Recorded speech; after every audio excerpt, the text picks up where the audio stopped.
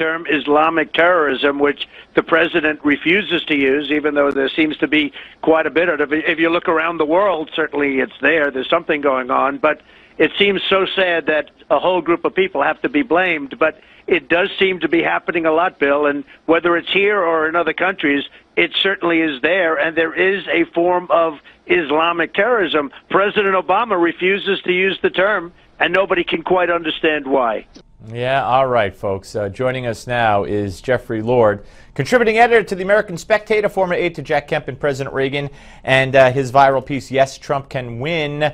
And Jeffrey, I told you off the air, I'll tell you on the air, even though you don't endorse any candidate, you've been defending Donald Trump's legitimacy in this race on places like CNN especially, and you've been doing a great job of it, and I'm glad you were doing it. Now, Donald Trump now has gone up to 18% in the latest Fox News poll. I think a 3-point lead or a 4-point lead over Jeb Bush. His numbers keep rising as time goes by. I noticed, Steve, as well, that he's ahead in Nevada, which is the 4th state in the series of early caucuses and primaries. And he's not only ahead, but he's getting 31% of the Hispanic vote, which I think is very interesting. Well, they're a bunch of Hispanic racists, you know that. That's right. That's right. You know, the fact of the matter is, he is speaking the truth, and I have to say, I am utterly amazed at the actual events that are illustrating his point. Whether it was the murder of that poor, Kate Steinle, or the escape of El Chapo down there to underline the corruption in the Mexican government, or now whether it's this situation in Chattanooga, where the Marines are not allowed to carry weapons. I mean, this just boggles the mind.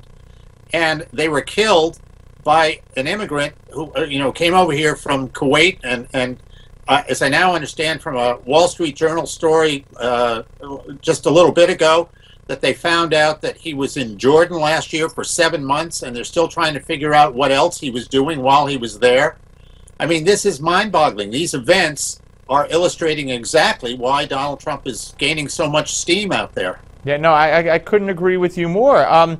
When he gets up there on the stage with the other Republican candidates, what are they going to do? I mean, are they going to conspire in advance to ignore him, not acknowledge him? What do you think is going to happen?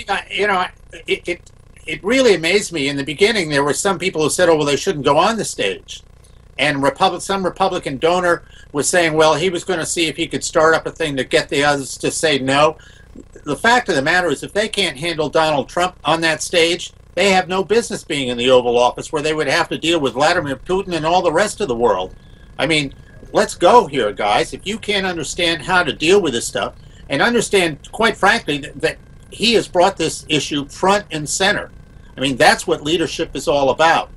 And they need to deal with this. They need to deal with the frustrations of the American people on this, and that is a good place for them to begin.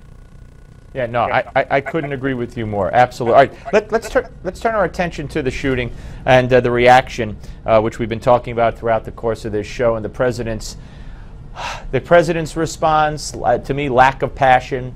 The press conference today at the White House press briefing by Josh Earnest, where they came out with two stands, two screens that showed positive stories about the Iran deal. This on the day after the horrific shooting. Never would have happened the day after the church shooting. The president exhibits a double standard. Actually, it's a single standard. It has to be a Muslim death, or it has to be the death of a black criminal to arouse his passion.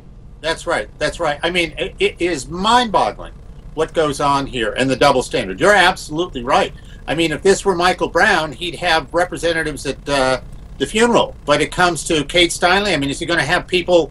He sent nobody to that funeral. Is he sending anybody to the funeral of these Marines, of whom he is the commander-in-chief? I mean, this is mind-boggling. And again, I think, frankly, that this accounts for part of the rise of Donald Trump. The American people have seen this stuff at play over and over and over again, and they've had it. They're done. Yeah.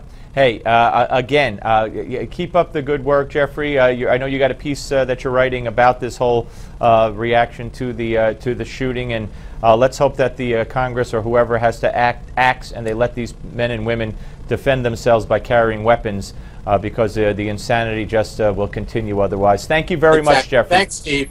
Come back soon. All right, folks, All right. Give Me 5 is next. But first, Newsmax wants to send one lucky couple on a 7-day Silver Sea cruise. Maybe it will be Mr. Jeffrey Lord. Anyway, to enter, to win, you have to enter. That's to win, you have to enter the sweepstakes. So visit newsmax.com/sweepstakes. That's how you do it. You go to newsmax.com/sweepstakes and enter the contest. And, you know, what could I say? We wish you the best of luck. This is supposed to be a fantastic cruise.